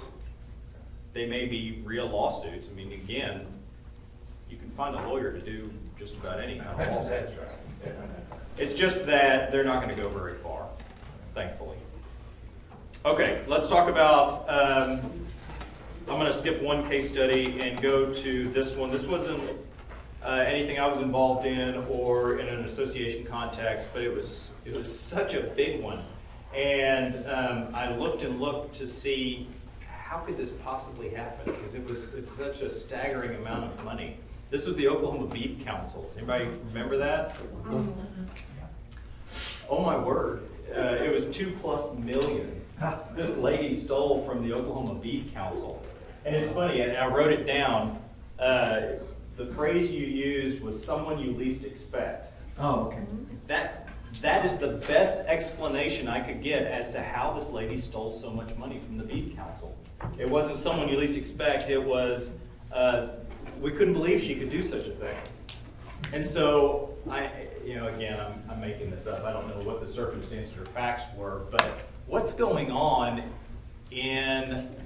I don't know if they have a comptroller, I don't know if they have an accountant, but what's going on with the board and people and the financial oversight that someone could suck $2 million, and this was over, it was over 2009 to 2016, but still. That's years, so that's at the trickle effect of her doing her evil little bits at a time over a period of time. But Only a $250,000 a year. Yes. A Yeah. little bit, Yeah, I mean, what lack of oversight has to be happening to not miss several $100,000s a year out of your budget? Yeah, if you're talking a $50 million budget, I get that. That's like, losing your pocket change in your car. But that's not where most of us are dealing with, Our association, for our 10-unit condo, our dues are $230 a month per unit. And so, you take $5,000 out of our budget and a vendor's not getting paid. Lights are getting turned off. We don't have the money to redo the concrete or pay the lawn guy. Something happens that someone should say, hey, wait a second, something's not operating properly. Okay? So what happened in that one, she pled guilty to 57 months in prison and $3 million restitution. Why not make it $10 million? I mean, Are you gonna get it? that's the thing. The problem is, She's in jail. at that point, what is the likelihood that you're going to collect it? Depends what you do with the money. It went up her nose. I won't say that because I don't know. I don't know what she did with it. Unless you bought But that's what happens. That's Patrick's characters. I mean, it goes up their nose. It goes down the slot machine. Oh no, I do know what she did with it. She pumped it into a clothing recycling place. So they sold the business and they looted all of the bank account. Guess how much they netted? 500,000. Cut that in half and you're close. So after $2+ million in stealing, when they swoop in, because most of us think, you give me $2 million, I'll turn that into $4 million, in 7 years. That's not how this economics works. What happens with this is it's a black hole. It's gone. And you think, okay, we're going to swoop in and we'll just recover all of this. It's gone. And she had made, I think, a couple $100,000, 200-something thousand in restitution. Well, they'll never get that money back. It's gone. So let's talk about some basic protections. And I want you to categorize these and think of them in two.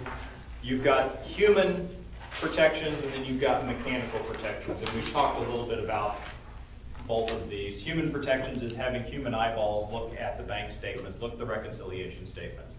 Having eyes tuned to, all right, why are we paying XYZ landscape service $1,000 this month when just last month we approved ABC landscaping service? And why are we paying 2 landscaping services? Having those kinds of eyes tuned to this doesn't make sense and asking questions. And having a board culture where you ask the question and people's responses tell a lot, even if their words aren't saying much. And so if what you get back is, what's the matter, don't you trust me? That in and of itself is a huge red flag. Because the follow-up is, of course I trust you. Now, can you please answer my question? Well, I'm not going to dignify that with an answer. Okay, so when you're having conversations like that, I mean, your spider sense should just be going crazy, right? Remember Peter Parker, and there would be a crime around the corner and the little squiggly thing? Were y'all not comic book people? I'm not talking about the movies, I'm talking about the comic books where you had to read the words and interpret. Yeah. What are these little squiggly lines? That's a spider sense. So developing board spider sense. And so a mechanical one, what would be a mechanical protection? We all talked about having two signatures on a check. That's mechanical. What's the old? There's a phrase about 2 people not being able to keep a secret or something like that. If one of them's dead. Yeah, I can't remember. But basically, it's very hard for conspiracies to be perpetuated for a long period of time because somebody spills the beans. They tell their spouse, they tell a friend, guilt overcomes them. So having two-party checks, just the mechanics of that, it helps to keep people honest. You know, and you've seen those social studies where the purse or the wallet is sitting on a park bench and they've got a hidden camera and they want to see, all right, out of 10 people, who's going to steal it or who's going to protect it? And you know, having two people knowing that, all right, there is a set of eyeballs watching what I'm doing, it helps keep people honest.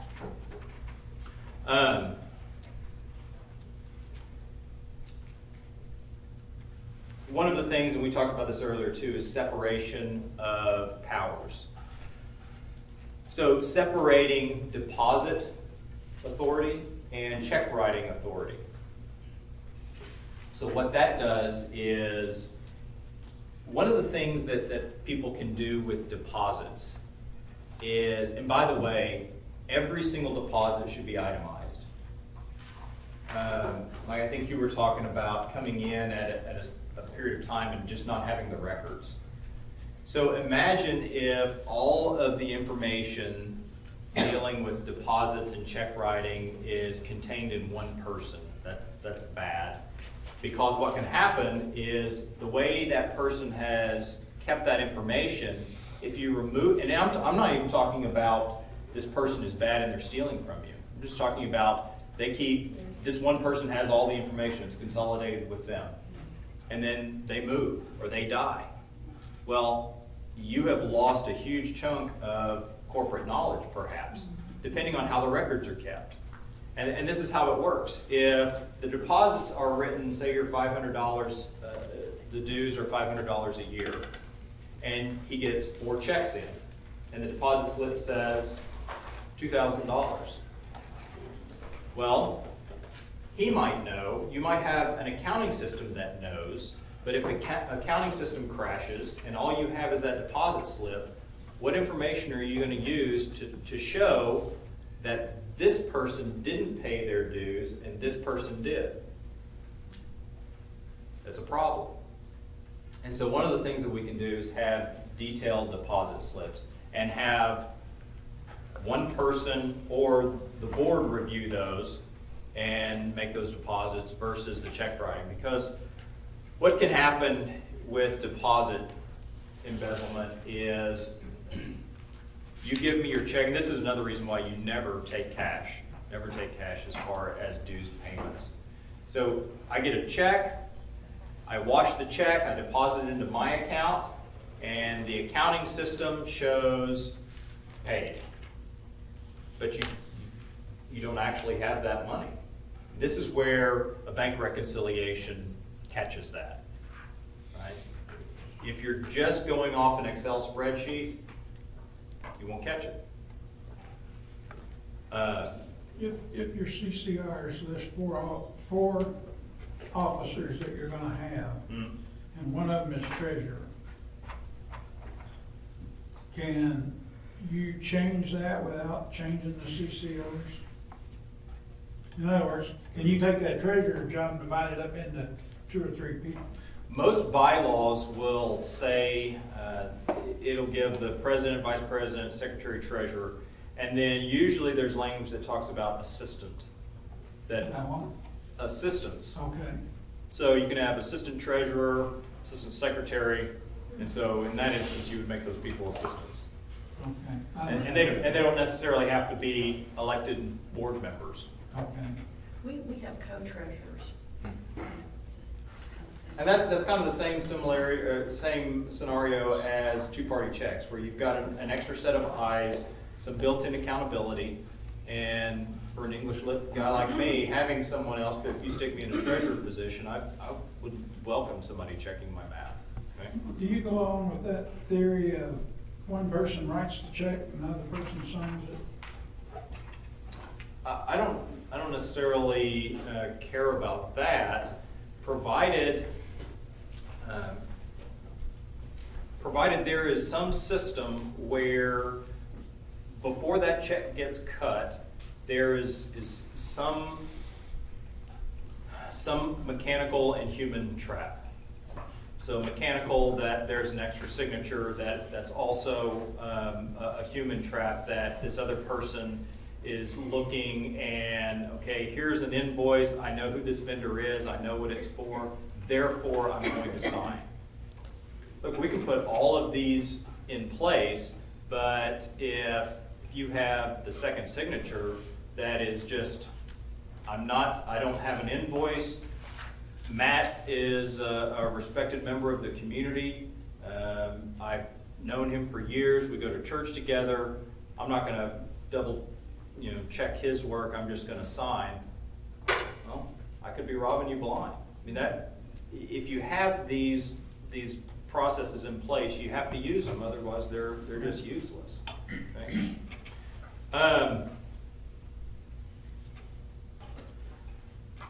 Let's talk about vendors. We've kind of talked about this in the context of the treasurer or the manager stealing from you, but the board really has to watch vendors as well. So one of the things that you can do, getting back to human and mechanical, and this is on the mechanical side, you can make sure that your contracts with your vendors, your landscaping company, your roofing company, builders, whatever, that the board understands what it's paying for. That if there are change order provisions, that the board understands this is how a change order works and only works off a written change order. One of the things that a board can really get stung on is this, all right, out of expediency, and because one of the things that people who want to steal from you will do is speed up the conversation.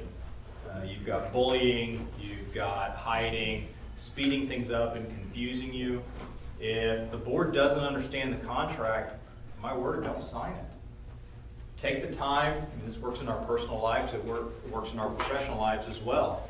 I'm not going to sign the car purchase agreement until I understand exactly what I'm being charged. I mean, what is this 21% APR over here on the side? Explain that to me. Oh, that's what it means. I don't think I'm going to sign this. It's the same thing with the landscaping. And I'll give you something that is common with landscaping contracts that maybe you don't know. So it's very common with landscaping contracts because they do the bulk of the work in May, June, July, August, September, that the payments are stretched out over the year. So they do the bulk of the work here, but because they're slow in the wintertime, they want income, so they will take what they're going to charge you for the work here and annualize it. Does that make sense? Well, I don't know how many times I've appeared in small claims court because the association gets chapped off at their landscaper in July and says, we're done. You're fired. Don't come back. Landscaper says, thank you very much. I'll see you later. The landscaper is expecting you to keep paying their monthly invoice because that's what the contract probably says. Meanwhile, your association has entered into another contract with the landscaper, and guess what? It's entirely possible that when you go to court and say, well, wait a second, he only worked this much, the judge is going to say, well, that's true, but it's an annualized contract. That's not fraud or embezzlement, that's just a board not knowing what they were signing, okay? So knowing what you're signing, but also signing something that protects you. If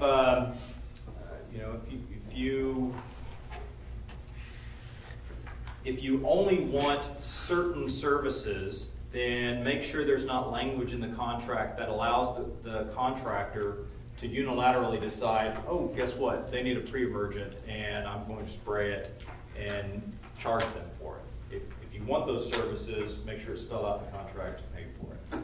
Right? One kind of heavy-handed is just getting dummy invoices. Right? Contractor decides, I need to make that boat payment this month, and so I'm going to send you an extra payment. Thinking, well, if they pay it, don't don't pay any attention, then I'm money ahead. If they do catch it, the response is, sorry. Yeah. Now, I have accidentally sent out a double bill, and I probably will in the future. I hope I don't. But when I do, it's few and far between, and it doesn't come attendant with other red flags. Because what happens is you get an extra bill from your lawyer, and the question becomes, well, I wonder if they're overbilling me or double billing me. And you should be able to go back and look and verify, okay, no, this was a one-off deal. But when you start seeing red flags, and what we mean by red flags are what we were talking about,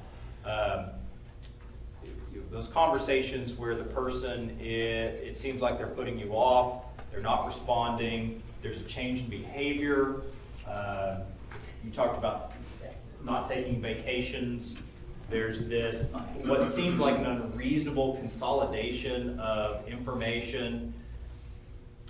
It may be that person is going through something in their life that they're just rushing through this work and they don't have time for it. That is entirely possible. We don't want to jump down someone's throat and make accusations. It may be that they just need some help. It may be, and I've had employees do this before, where they were confused, they didn't want to look bad, and so they quit doing certain work. I don't know if you've had folks that you work with. They're embarrassed. They're not criminals. They're just prideful. But even in that instance, we need to come alongside them and help them out of that. We also need to determine as a board if they are stealing so that we can stop it.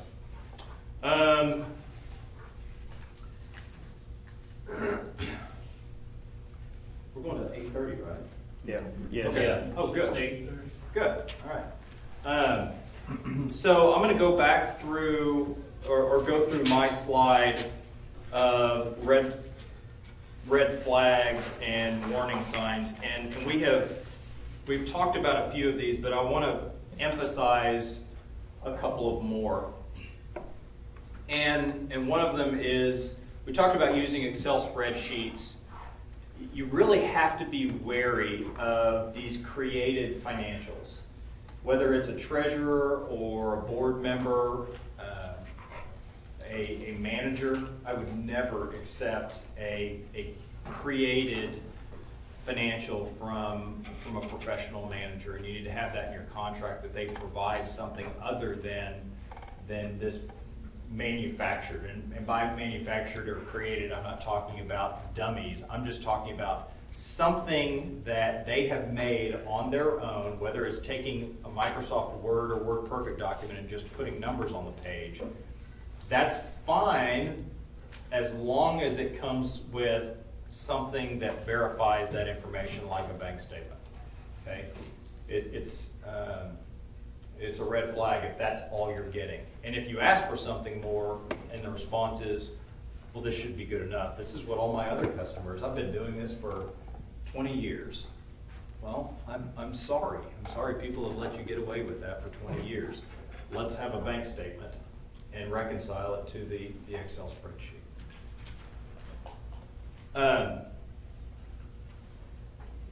We talked about checks written to cash, talked about check washing, we talked about vendors that aren't actual vendors of the association. And again, I want to reiterate, I understand it's a non-compensated position.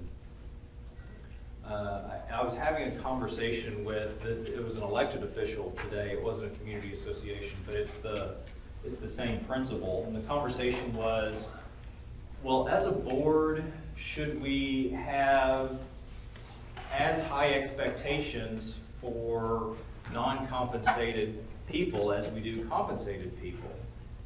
And my response was yes. So if we didn't, then it would be okay for the volunteer fire department to decide when they roll up to my burning house, you know what? I'm not getting paid for this gig.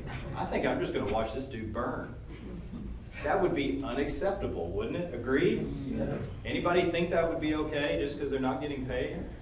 No, they're the volunteer fire department. That's your job. That's what you signed on to do. It's not like you woke up and, why am I wearing this heavy uniform and riding in a big red truck?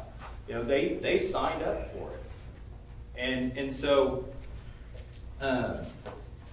having a non-compensated position doesn't mean that we expect less from them. And I think I've exhausted that.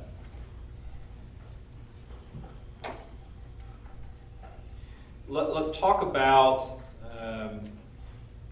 unknown or unapproved financial accounts. So one of the things that someone who's stealing money can do is use confusion to their advantage.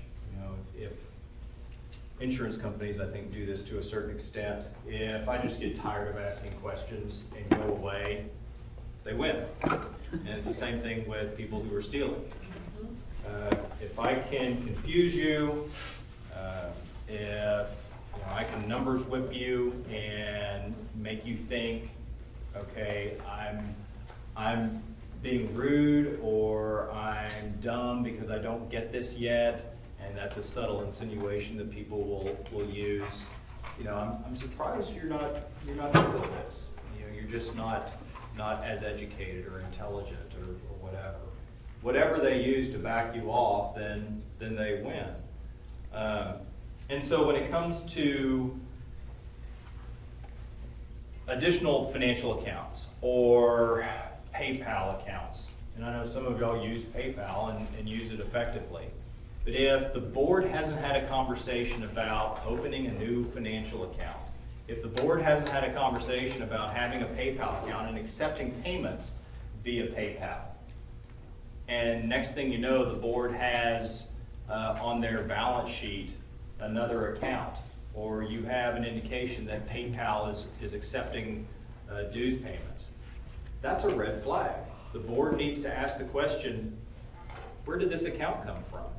And it could be as simple as, well, I as treasurer, I've got this friend at a bank and this deal came up and I thought it was a good deal and so I ran with it. Maybe it was a good deal, but the individual board members aren't vested with that kind of authority. The board has to act, okay? And as an individual board member, I want that protection. I want 7 years from now, if someone wonders, hey, why did the association pay $200 to Matt? You know, was there some kind of wrongdoing going on? Well, no, there wasn't. Go back and read the minutes because we had a motion, a second. I was there for quorum. I didn't vote, and it was approved. And guess what is attached to the back of the minutes was the pre-approved invoice. I mean, so now we've got all the corporate records together, and I don't have to worry about it at all. Everything was above board. So another red flag, again, finding unapproved payment sources. And this is going to come up with collections reports, sending demand letters. So you get an aging report and the board decides we're going to send out demand letters to everyone that's 90 days overdue. And I get a letter and I know I've paid my dues. I'm going to communicate that to the board. Why are you sending me a demand letter? Or if you get a letter from my office and what comes back is the number one defense, the best legal defense to a collection action is your canceled check. And as the lawyer, I want to know. We ask that. When somebody calls in and says, I got your demand letter, this is ridiculous, I've paid my dues. Fantastic, send me the canceled check. That's sometimes when you catch embezzlement. Because if they send me a canceled check, but the records of the association show that this person never paid, what's going on? And it could be something as simple as we misapplied it. We applied it to the wrong account. Our apologies, we've got it taken care of now. Or it could be, if I'm sending out 10 demand letters and 8 people come back with canceled checks, we could have a problem. where did these checks get deposited? And that's where, looking at the back, seeing, if it says endorsed to Matt Winton, okay, well, Matt's been stealing the check. Other things, like significant late charges, accounts, utilities, you have services that the association's been receiving that all of a sudden aren't received anymore. Maybe there's an Urbanex or Terminex or something that's been servicing the clubhouse, and that would be, those kinds of accounts are something that, okay, it's just $55 a month, and nobody's gonna find out that the termite person isn't coming unless you have a board member who's paying attention. Why aren't we paying the termite people anymore? Is that not a problem? But if that kind of stuff isn't on the board's radar, if all of that is just tasked with one board member, which it often is. I mean, we have to deal with the realities that y'all are volunteers. This, for most people, it's not your full-time job. Definitely isn't something that captivates us. I mean, we're not talking high exciting corporate finance stuff or interesting entrepreneurial things. I mean, it has to be a labor of love. But just like your volunteer fire department, you want those people to really want to put out fires, compensated or not. And so our board members really have to want to do a good job, compensated or not. So if you have like a yard spraying company, then you need some way right after they do it to see if they did it or not. Yeah, and that's not only to protect against embezzlement, but shoddy contractors as well. Yeah. I'm going to use the rest of our time to somewhat answer the question, so what do you do? We've done everything that we can. We listened to the banker and the lawyer, and we still got ripped off. So now what? Well, and again, this is where the facts of the case are going to pretty much dictate the course, and you're going to want to get the board together and have a conversation and map it out. The very first thing you're going to do is take the necessary steps to prevent further damage. So if you suspect it's the treasurer, if you suspect it's a contractor, whatever it is, whatever that looks like in the context, you take the steps so that further money can't be stolen. Okay? All right, as a board, no more checks are written, no more online payments, everyone has to pay by check, whatever that looks like. Okay? You get control of the situation. You preserve information as best you can. So then the next step is one where you could have a lot of debate, and the board has to decide, okay, so do we go to law enforcement? Do we try to work this out ourselves? If there is an opportunity to get the money and get it quickly, that's going to be a good course, because as soon as you go to the police, the likelihood of that person making a voluntary payment goes to zero. Definitely if they hire a lawyer. The first thing that I'm going to advise a client, I don't do criminal law, so maybe I wouldn't, but using me as a bad example. All the criminal lawyers I know, they're not going to let them talk to you, they're not going to let them sign anything, and they're definitely not going to let them acknowledge guilt, which paying you acknowledges guilt. That's most of the cases. So as soon as the police come knocking, that person's going to clam up. So what I'm saying is, if there's an opportunity early on to get this person, audio record them, videotape them, get some kind of evidence, because oftentimes, whether we're in criminal or civil court, evidence is a difficult thing. Get them to cut a check. Get them to identify what they spent the money on. Get them talking. You're not the police. You don't have to Mirandize them. Okay? Even if it's a part of it, if they made part of it, they would be admitting. Yeah. Yeah, money in my pocket now is much better than you promising money in the future. Because a lot of times in these cases, the money in my pocket now doesn't foreclose that I can get more in the future. One of the things that the board has to weigh, and again, I am condensing in just a couple of minutes what is usually a very long and agonizing conversation among board members. We haven't even, I don't think you mentioned it, I haven't mentioned it until now, the emotional aspect of this. It's a big one.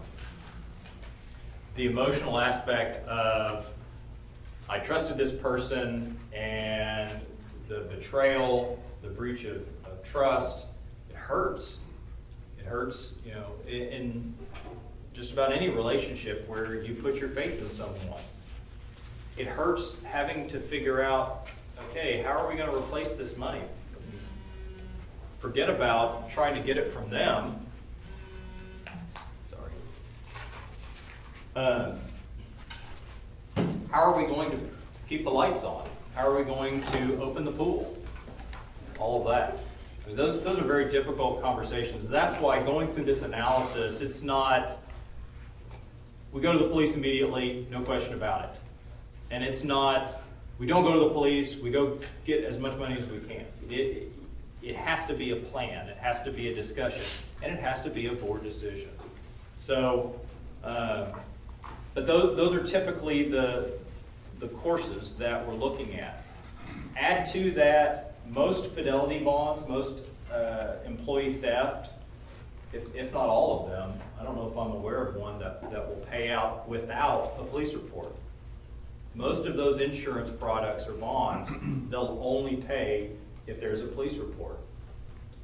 So we're talking, okay, there's $50,000 here or $25,000, whatever the policy is for employee theft. It requires a police report.